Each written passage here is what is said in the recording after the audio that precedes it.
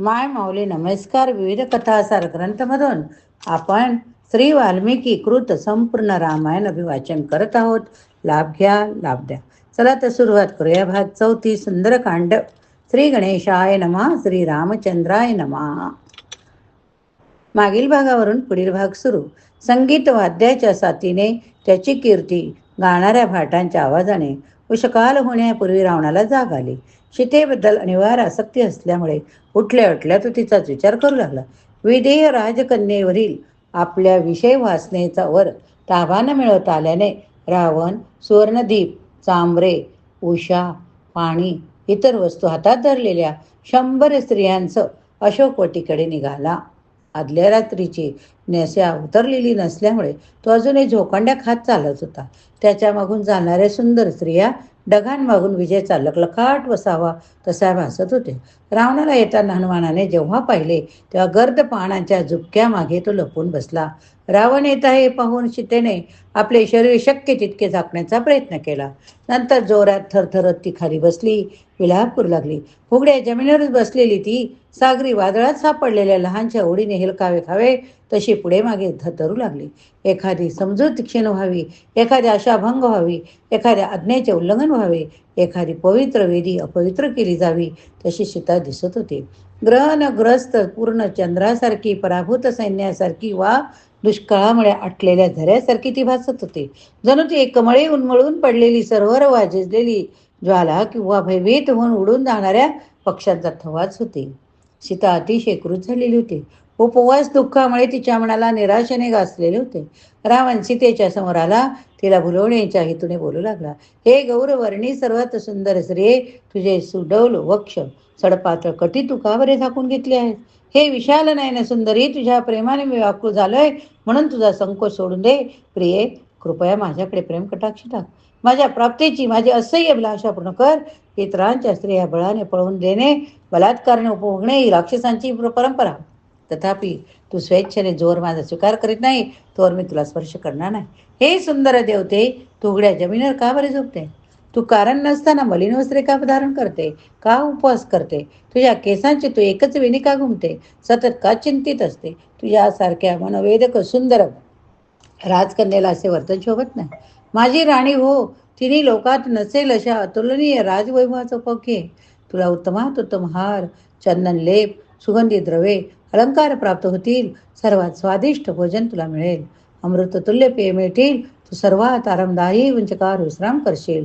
संगीत, गायन, नृत्य यांचा आनंद उपभोगू शकशील. सर्वोत्तम सुंदर म्हणे यौवन क्षणभंगूर आहे, म्हणून तुझा एकटपणा मूर्खताच आहे. तुझे मुखकमल चंद्रावणे सुंदर, तुझे देहा अवयव एखाद्या निपुण कलाकारांची उत्कृष्ट कलाकृती होय. माझी प्रेयसी हो, आणि बदल्यात तुझ्या सुखासाठी मी काही करेन. जर तुझी इच्छा असेल तर मी संपूर्ण पृथ्वी जिंकेन. तुझ्या पित्याला जनक राजाला ती देईन. मला आव्हान देण्याची धाडस कोण करेल? हे सीते, तुला पाहिल्यावर मी तुझ्यावर इतका अनुरक्त झालो आहे की मला माझ्या कोणत्याही पत्नीत अगदी मंदोदरीत सुद्धा स्वारस्य वाटत नाही. माझ्याशी तुलना करता रस्त्यावरच्या गवताच्या काडीप्रमाणे असणाऱ्या एका क्षुद्र मानवाशी रामाशीच निष्ठावान राहण्याचा तुझा हट्ट एवढा का बरे? राम जिवंत आहे की नाही याबद्दल मला शंका. जरी तो जीवित असला तरी तू त्याला पुन्हा भेटू शकणार नाही याची खात्री बाळग. रावणाशी प्रत्यक्ष संपर्क ठेवायला आपला नकार आहे याचे प्रतीक म्हणून सीतेने आपल्यावर रावणाच्या मध्ये एक गवताची काडी ठेवली. ती सभ्यपणे उतरली. तू माझ्यावरचे आपले मन काढून घ्यावे. तुझ्या आधीपासून ज्या भार्या आहेत त्यांच्याबरोबर समाधानाने राहावे. पापी मनुष्य पूर्णत्वाला पोचू शकत नाही, त्याचप्रमाणे तुम्हाला कधीच प्राप्त करू शकणार नाही. एका उच्च कुळात माझा जन्म झालेला, धार्मिक रीतीप्रमाणे माझा विवाह झालेला, धर्मतत्वाच्या विपरीत असे मी कधी वागणार नाही. त्यामुळे माझी अनुमती मिळवण्याची आशा करू नको. रावणाकडे पाठ फिरवून सीता पुढे बोलत राहिली.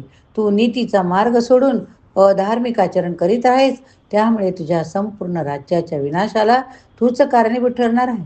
जे आपल्या पत्नीचे व इतरांच्या स्त्रियांचेही रक्षण करतात अशा सद्गुणी माणसाचे उदाहरण डोळ्यासमोर का ठेवत नाही? जो मूर्ख स्वतःच्या पत्नीसोबत असमाधानी असतो, इतरांच्या पत्नीकडून सुखाची लालसा ठेवतो, त्याचा सर्वनाश ठरलेलाच असतो. तू विवेकी माणसाच्या उपदेशाची अवहेलना करून जे चांगले आहे ते का नाकारतो?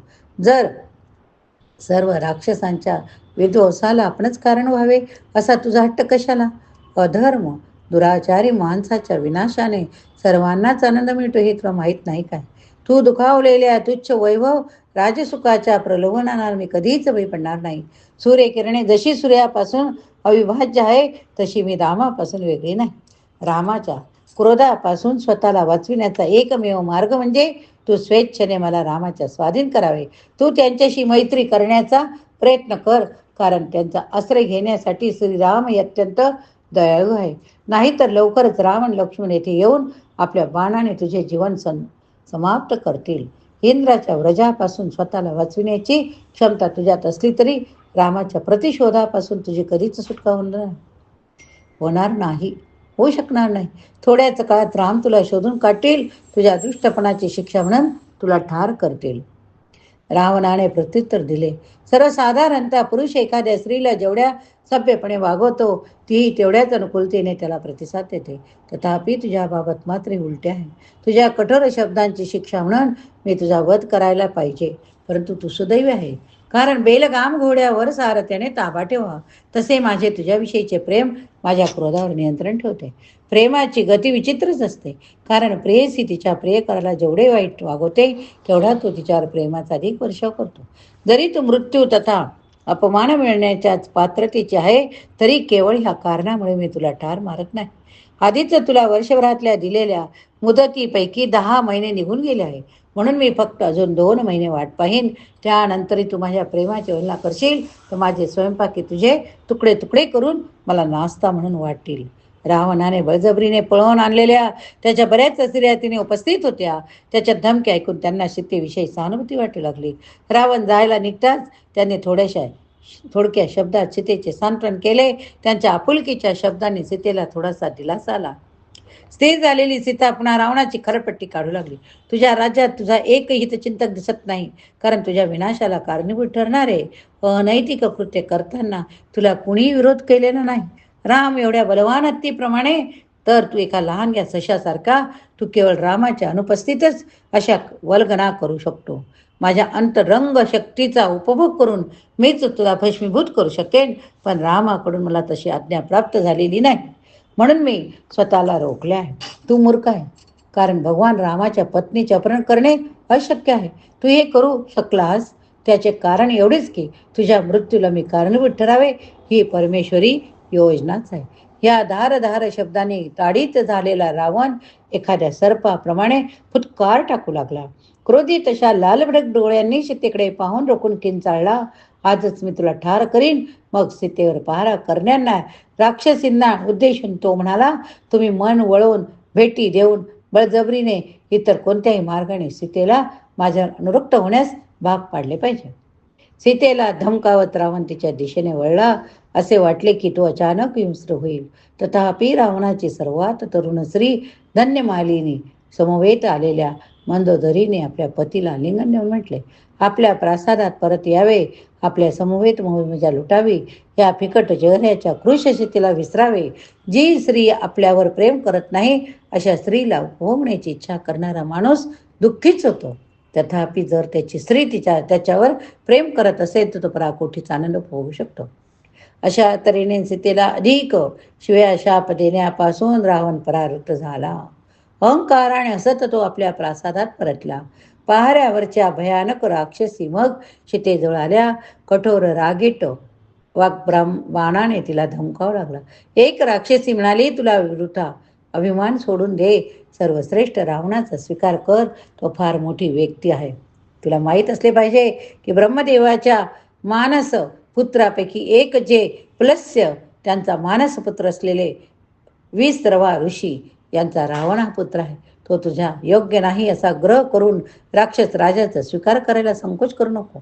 जर तू अशीच हट्टीपणा करत राहिलीस तर तुझ्या नाशाला तुझा हट्ट कारणीभूत होईल.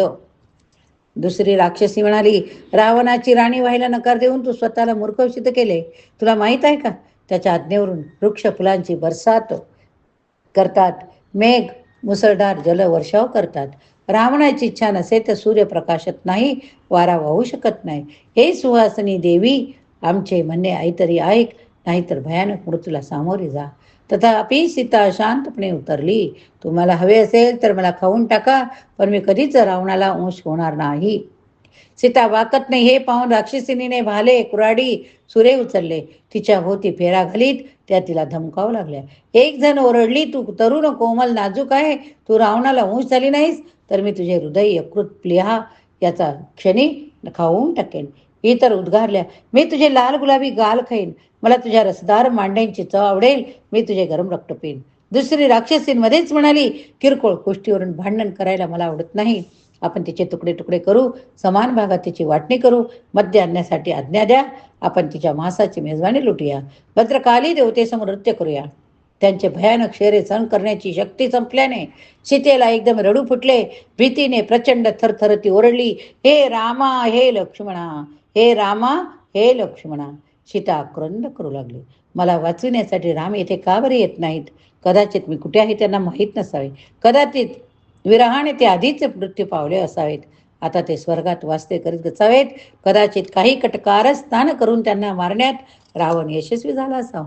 या सर्व राक्षसांचा नाश करून मला अयोध्येला नेण्यासाठी राम कधी बरे येतील? मी इतकी दुर्दैवी का आहे की मला लगेच माझे आयुष्य त्यागता येऊ नये? मला मरता आले तर किती चांगले होईल. या असह्य दुःखापेक्षा मृत्यू नक्कीच चांगला असेल. राक्षसी जेव्हा सीतेला घाबरण्याचा प्रयत्न करीत होत्या तेव्हा त्रिजटा नावाची एक वृद्धा गाढ झोपेतून जागी झाली. ती तर राक्षसिनी जवळ आली. विवेकाने बोलू लागले, हे अधम स्त्रियांनो, सीतेला असे छळण्याचे धाडस तुम्ही केलेच कसे? तिला खाऊन टाकणे तुम्हाला कदापि शक्य होणार नाही. त्याचे कारण मी तुम्हाला सांगते. मी आत्ताच अद्भुत असे अगदी स्पष्ट स्वप्न पाहिले, ज्यात राम सर्व राक्षसांचा संहार करून सीतेची मुक्तता करण्यासाठी आलेले होते. जेव्हा इतर राक्षसी त्रिजटेला तिचे स्वप्न अधिक विस्ताराने वर्णन करण्याबद्दल विनंती करू लागल्या, तेव्हा ती सांगू लागली, मी राम आणि लक्ष्मणाला संपूर्ण शुभ्र वस्त्रात शुभ्र हार परिधान केलेले पाहिले. हजार शुभ्र अश्व जोडलेल्या शुभ्र दैवी रथातून ते हवेत उडत होते. नंतर दृश्य बदलले. एका प्रचंड 4 सुळे असलेल्या हत्तीवर शुभ्र वेशधारी रावण आरूढ झालेले मला दिसले. शुद्ध वेशधारी राम आरूढ झालेले मला दिसले. कोण दिसले? राम. सीता देखील पांढरा वेश धारण करून समुद्राच्या मध्यभागी एका शुभ्र पर्वतावर उभी होती. राम जेव्हा जवळ आले तेव्हा सीता हत्तीवर आरूढ झाली. आपल्या प्रिय पती समये तिथे पुनर्मिलन झाले. त्यानंतर राम सीता लक्ष्मणाला पुष्पक रथात बसून आकाशातून उत्तर दिशेकडे जाताना मी पाहिले. त्यानंतर स्वप्नात मला मुंडन केलेला, मस्तकावर रक्तचंदनाचा लेप लावलेला रावण दिसला. तो गर्दभ जोडलेल्या रथात बसलेला होता. तेल पिता पिता एखाद्या विक्षिप्त माणसासारखा हसत होता. रथावरून दौडत दौडत एका घाणेरडे वास सोडणाऱ्या ओंगळ गोष्टीने भरलेल्या अंधकारमय नरकात शिरताना त्याला मी पाहिलं. कुंभकर्ण रावणाच्या पुत्रांची पण तीच अवस्था झालेली दिसली. विभीषण मात्र 4 सुळे असलेल्या शुभ्र कनितीने सजवलेल्या हत्तीवर आरूढ झालेला दिसला. शंख दुदुंबीच्या नादाने त्याचे स्वागत केले जात होते. सर्वात शेवटी संपूर्ण लंकेचे तुकडे तुकडे होऊन समुद्रात फेसळताना ती तिला दिसले. मी असा निष्कर्ष काढला की लवकरच राम येतील, राक्षसांचा वध करून सीतेला मुक्त करतील. तुम्ही आता सीतेला पीडा देणे थांबवले पाहिजे आणि तिची क्षमायाचना केली पाहिजे. दरम्यान आपल्या धनवान मालकाची उत्कटेने वाट पाहणाऱ्या सेवकांसारखे शुभ शकुन सीतेच्या निष्कलंक शरीरावर उमटते. तिचा कमळासारखा डावा नेत्र फडफडू लागला. डावा हात सुरण पाहू लागला. जणू राम प्रत्यक्ष समोर वेसावे अशा कल्पनेने तिची सुडौल डावी मांडी थरथरू लागली. हे सगळे पाहून त्रिजटा म्हणाली, या सर्व शुभ शकुनावरून माझ्या लक्षात येते की लवकरच सीतेला अतिशय चांगली बातमी कळणार. हे ऐकून सीता आनंदी म्हणाली, तुझी वाणी जर सत्यात उतरली तर मी निश्चित माझ्या पतीच्या क्रोधापासून तुझे संरक्षण करेल. तथापि सोबती राक्षसींना पाहून सीता पुन्हा निराशेच्या भावनेत गुरफटली. तिला वाटले, मला वाचवण्यासाठी राम येण्याच्या आधीच जर रावणाने मला मारले तर काय?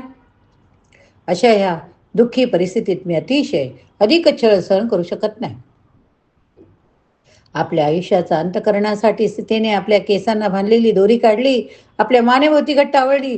तिचे दुसरे टोक ती अशोक वृक्षाच्या फांदीला बांधू लागली. तथापि त्याच क्षणी सीतेला पुन्हा अनेक शुभशकुन दिसले. तिचे मन प्रसन्न झाले. एवढा वेळ हनुमान सीता राक्षसिणीचे बोलणे ऐकून लपून बसलेला होता. आता तो परिस्थितीचा विचार करू लागला. सीतेचे सांत्वन करायला मला गेलेच पाहिजे, कारण तीव्र यातनेने तिची बुद्धिमत्ता झाकळून गेली आहे. काही करून मला तिची भीती कमी केली पाहिजे. रामाकडे परतण्यापूर्वी तिच्यात आशा जागवली पाहिजे.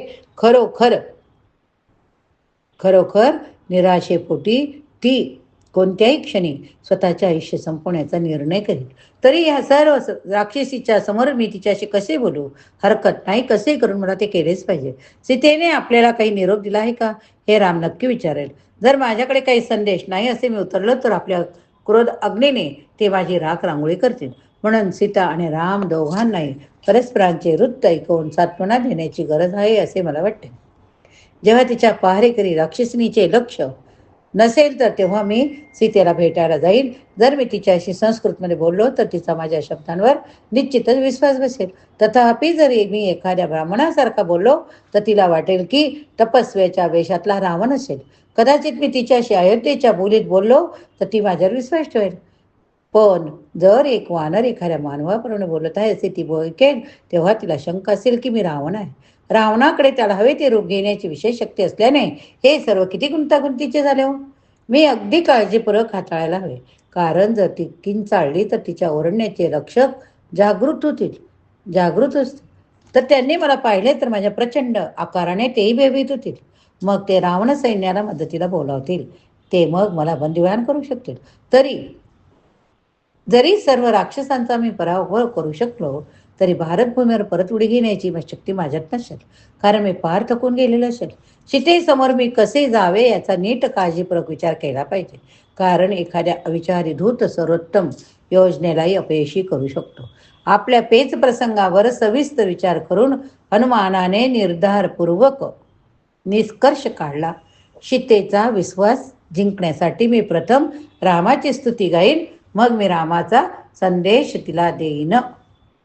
त्या भव्य अशोक वृक्षाच्या फांदीतून हनुमानाने गायला सुरुवात केली. काय गायला सुरुवात केली ते आपण आता उद्या बघूया. या ठिकाणी हा भाग संपला.